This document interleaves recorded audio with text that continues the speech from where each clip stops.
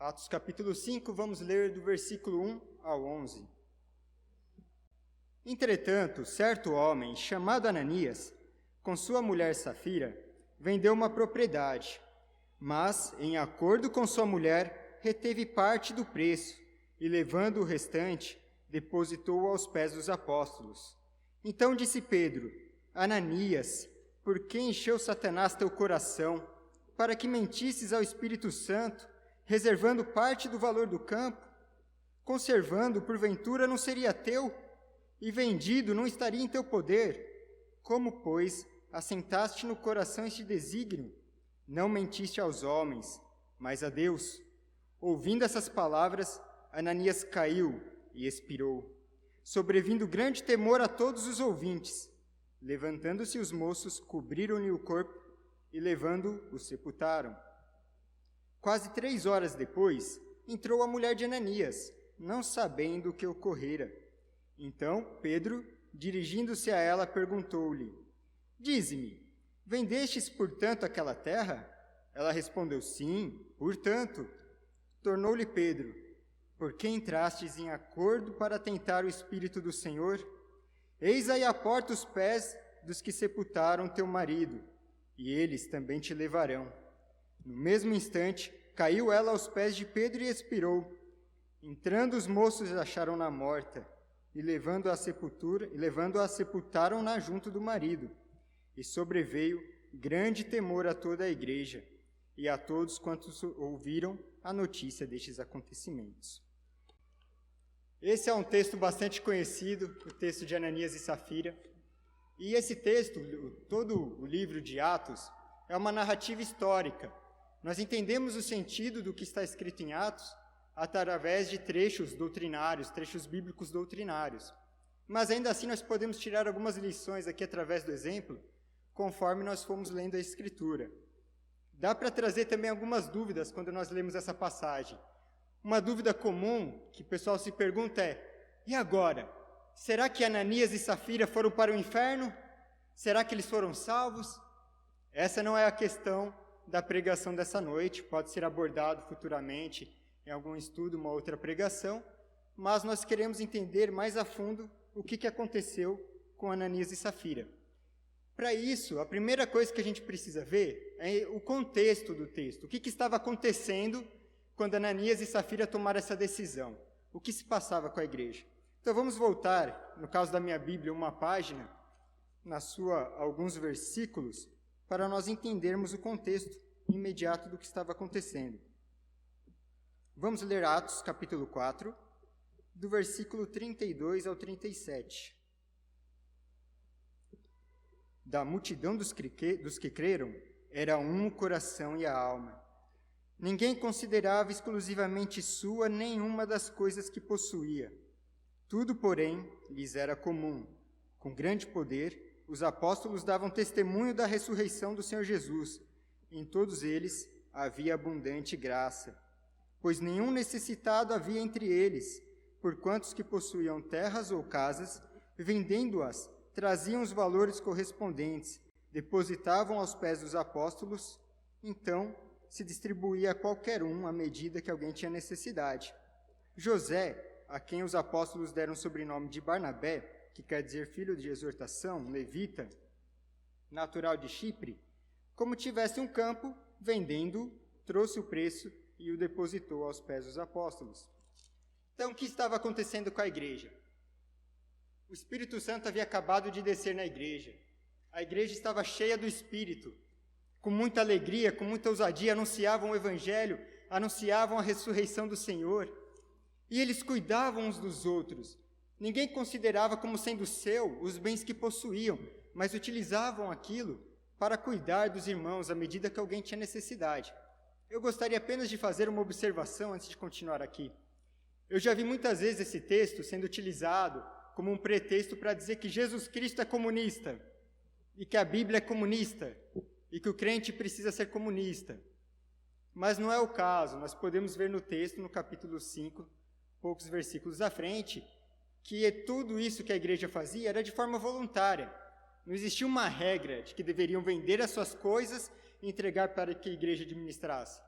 Era tudo voluntariamente. As pessoas poderiam fazer o que quisessem com seus bens.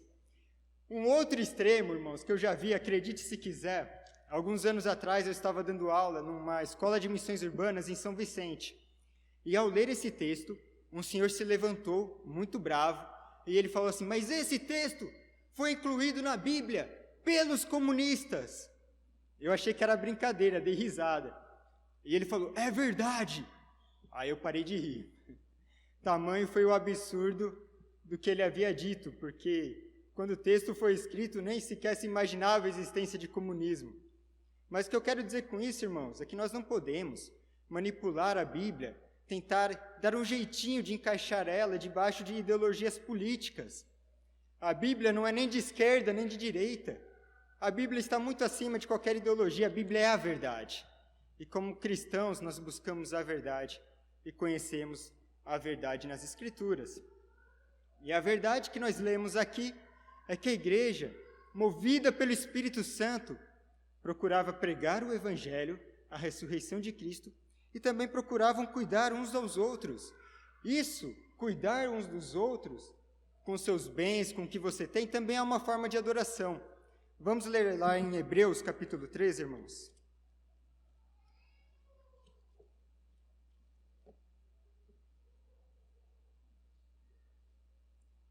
Hebreus, capítulo 13, versículos 15 e 16.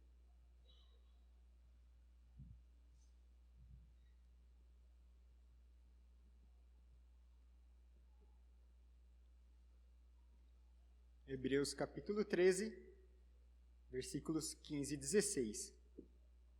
Por meio de Jesus, pois, ofereçamos a Deus sempre sacrifício de louvor, que é o fruto de lábios que confessam o seu nome.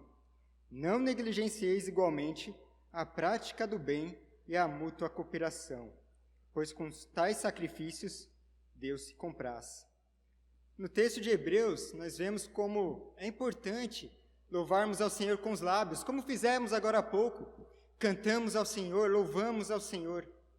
Mas também o escritor diz que nós não devemos negligenciar a prática do bem e a mútua cooperação, pois com tais sacrifícios Deus se compraz. Também estamos adorando a Deus quando nós fazemos algo por um irmão de forma voluntária.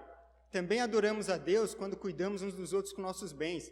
Você adora também a Deus quando você traz à igreja seus dízimos, as suas ofertas, quando você traz a Deus algo para compor a cesta básica que vai servir a alguém que está precisando. Isso também é adoração a Deus. É adoração a Deus quando acaba o culto e você dá uma carona para um irmão, para uma irmã que está a pé. Quando você faz isso com sinceridade, isso também é uma forma de adoração ao Senhor, como nós acabamos de ler em Hebreus. E era isso que estava acontecendo com a igreja em Atos capítulo 4. Uma adoração sincera ao Senhor com palavras, mas também com atitude. Louvar a Deus com palavras é sempre muito mais fácil. Cantar um louvor é sempre muito mais fácil. Agora, auxiliar alguém que está passando necessidade com os nossos bens, cuidar de algum irmão, esse é um ato de adoração que exige mais. Não é à toa que o escritor de Hebreus chama isso de um sacrifício, porque nós estamos fazendo algo que nos custa. Cantarmos, louvarmos apenas ao Senhor, por vezes não nos custa nada, mas estender a mão a alguém que precisa é um ato de adoração que nos custa. E era isso que acontecia com a igreja, um movimento maravilhoso, um movimento lindo, onde se adorava a Deus com os lábios e com atitudes. Não havia na igreja ninguém passando necessidade, porque todos cuidavam um dos outros.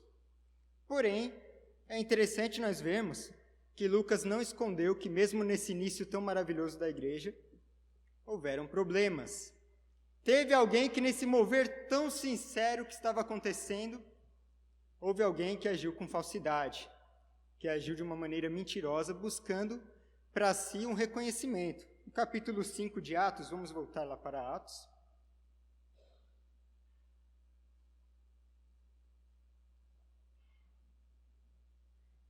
Capítulo 5, versículo 1 e 2, como lemos agora há pouco. Entretanto, certo homem chamado Ananias, com sua mulher Safira, vendeu uma propriedade, mas em acordo com sua mulher reteve parte do preço, e levando o restante, depositou aos pés dos apóstolos. Então disse Pedro: Ananias, por que encheu Satanás o teu coração para que mentisses ao Espírito Santo, reservando parte do valor do campo. Barnabé havia acabado de vender um campo que tinha, havia entregue esse campo à igreja, posteriormente se tornou um missionário, uma pessoa de quem é lembrada até hoje. E Ananias e Safira viram aquele movimento e provavelmente pensaram, opa, quero fazer parte disso, porque eles fizeram parte da multidão dos que creram no início. Porém, eles não quiseram agir como uma adoração a Deus ou de uma forma a cuidar do próximo, mas eles estavam buscando reconhecimento para si mesmos. Nós podemos entender um pouco mais sobre isso em Filipenses capítulo 2. Vamos lá, irmãos. Versículo 1 a 4.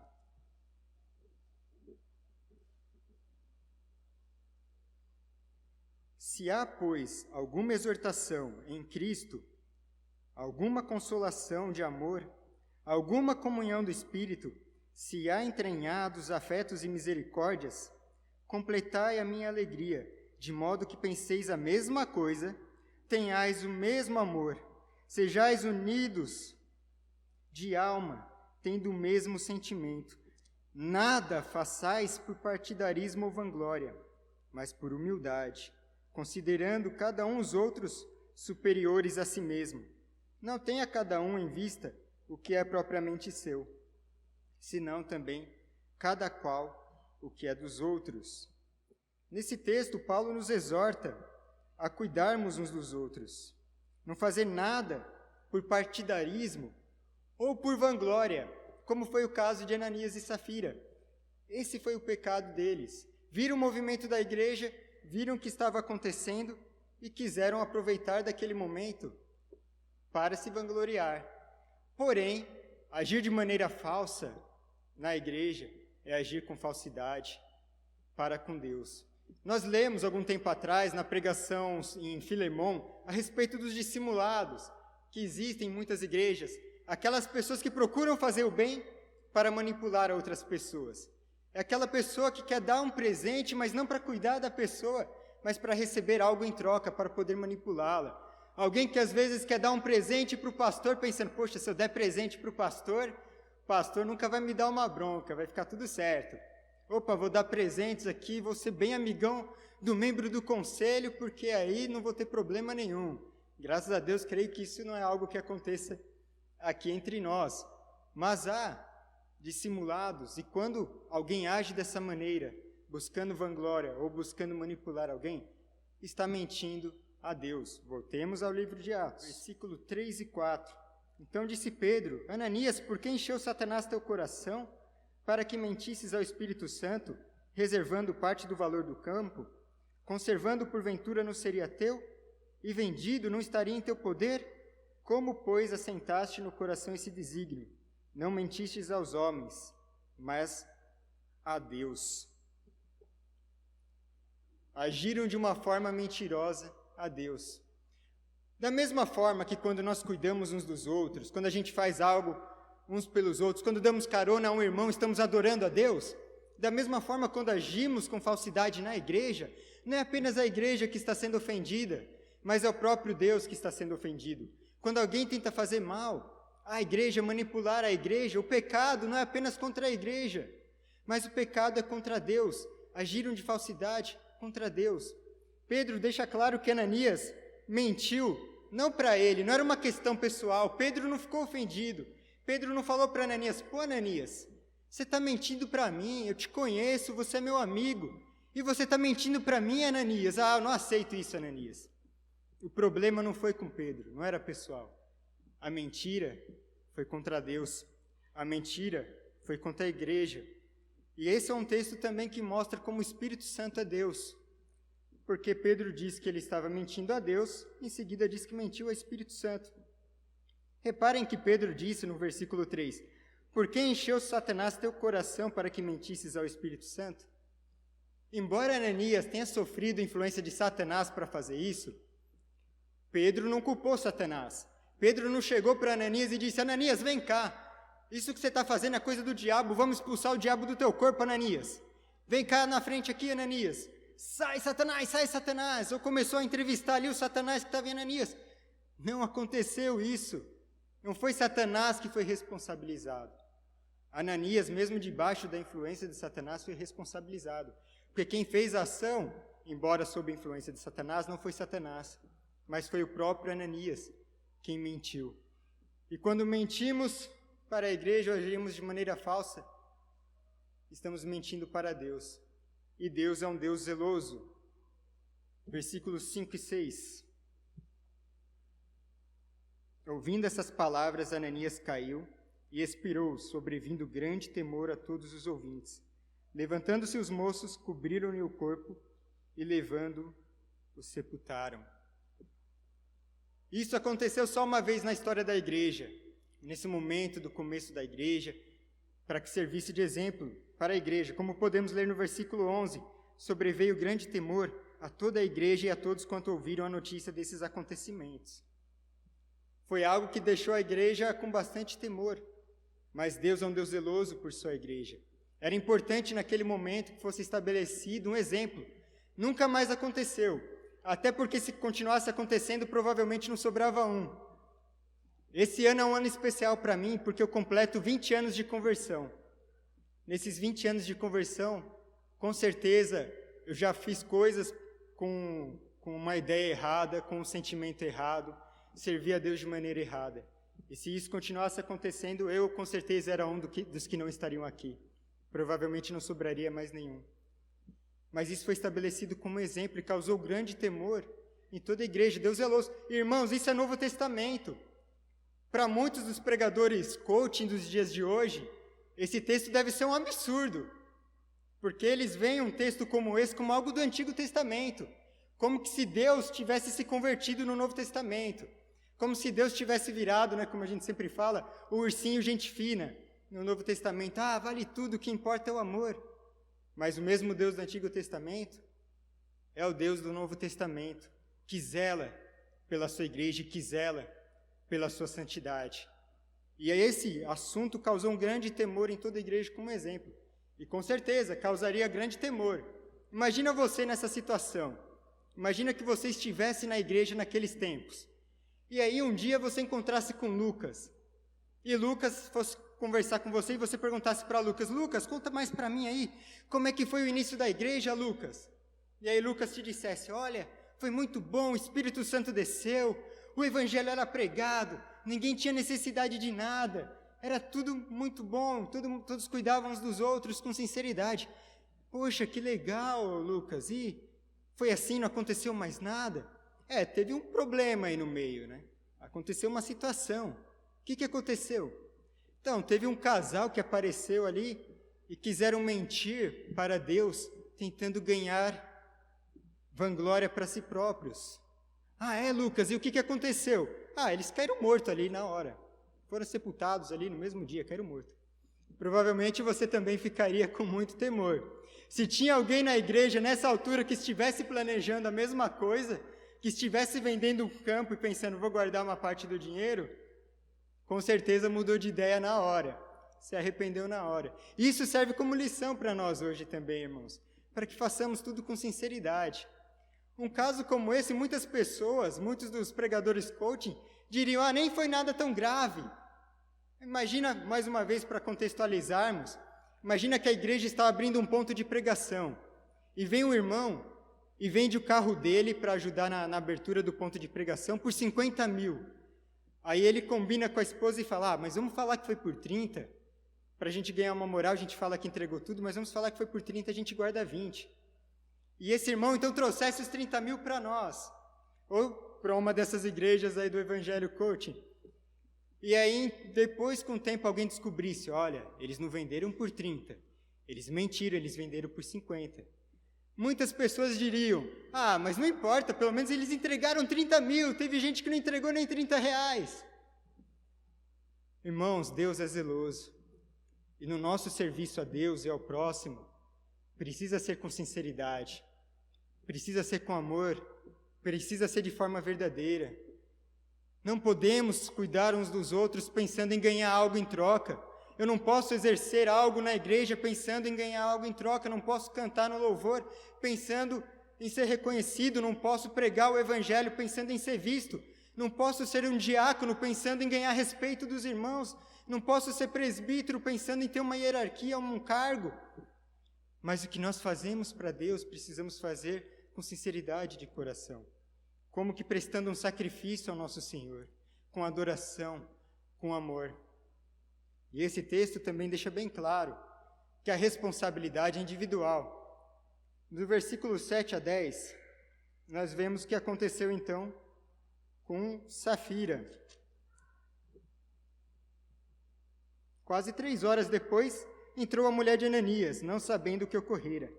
Então Pedro, dirigindo-se a ela, perguntou-lhe: Dize-me, vendestes, portanto, aquela terra?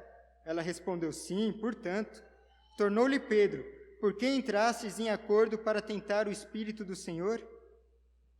Eis aí à porta os pés dos que sepultaram teu marido, e eles também te levarão.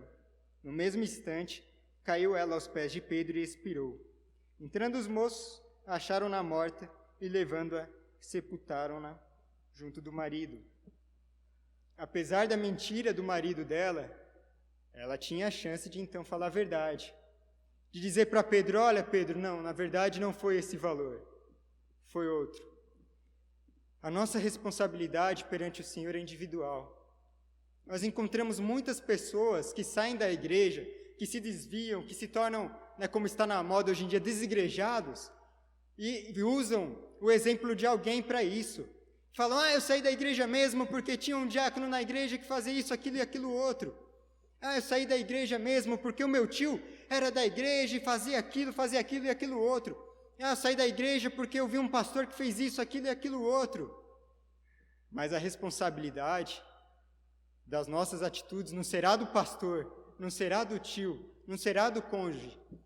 Meu marido desistiu da igreja, eu desisti também. Minha esposa desistiu de Cristo, então eu desisti também. A responsabilidade é individual. Você dará conta de si mesmo perante Deus. Não importa o que você viu, o que aconteceu, o testemunho de outras pessoas. Há coisas erradas na igreja? Seja diferente. Haja de forma diferente. Viva de uma forma sincera perante o Senhor. Não é porque alguém fez algo errado que você precisa também fazer algo errado. Não é porque alguém errou que você precisa ser cúmplice no erro. A responsabilidade é individual. E uma coisa interessante, inclusive, aqui do versículo 11, quando fala que o temor, sobreveio grande temor a toda a igreja, é que essa é a primeira vez no livro de Atos que é usada a palavra igreja. E quanta polêmica não existe em torno da palavra igreja, significa eclésia. Aí alguns dizem: não, eu não preciso ir à igreja, porque a igreja sou eu.